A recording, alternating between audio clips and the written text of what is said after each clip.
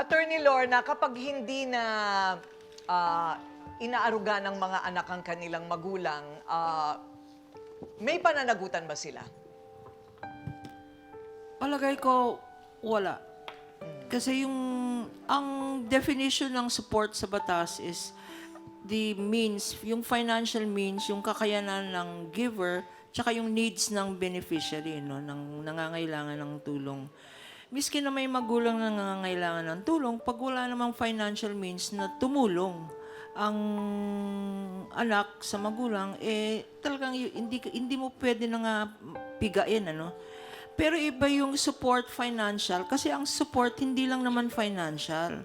May emotional, psychological, yung pagpapakita ng kindness.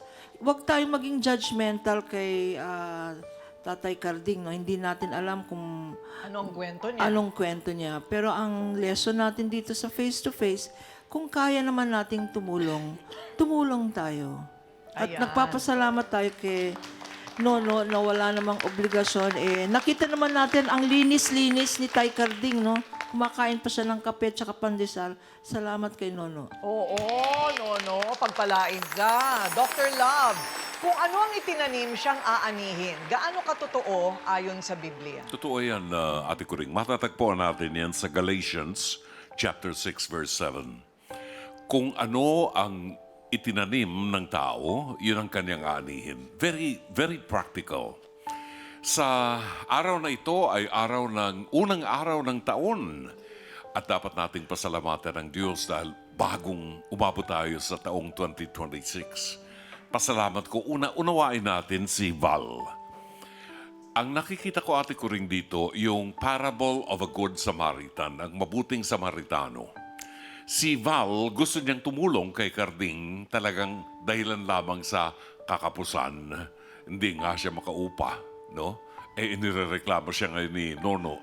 Dahil si Nono ay may kailangan din. Si Nono, nakikita natin yung pagiging mabuting Samaritano niya. Hindi naman niya kamag-anak itong taong ito.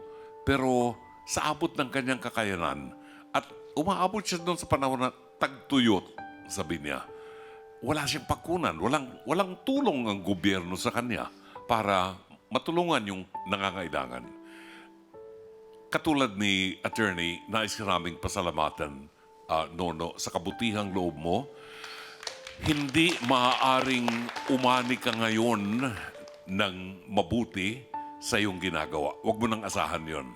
Pero nasa iyo ang paningin ng Diyos at nasa iyo ang biyayang ipagkakaloob niya.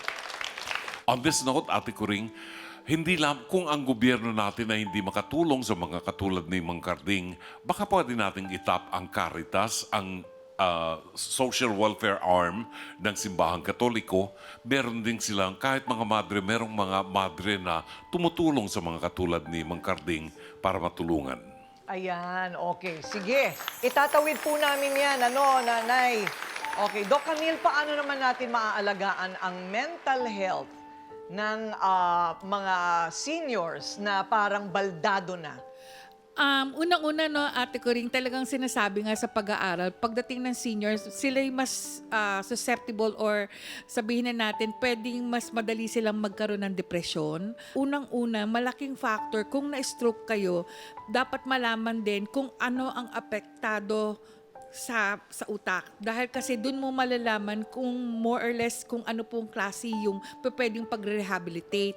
Kasi meron pong tinatawag na 10-25-40 rule, meaning to say pag 10%, totally improve yon. Tapos 25, medyo may mga konting gagawin and 40% yan yung talagang total rehabilitation.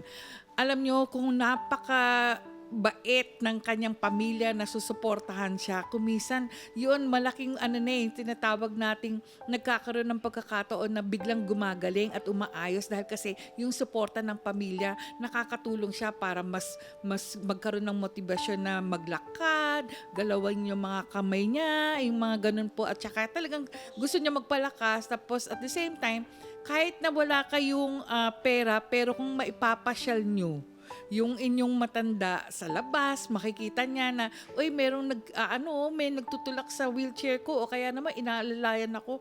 Malaking factor yon para sabihin natin yung mental health ng isang nakakatanda, umaayos po. Ayan.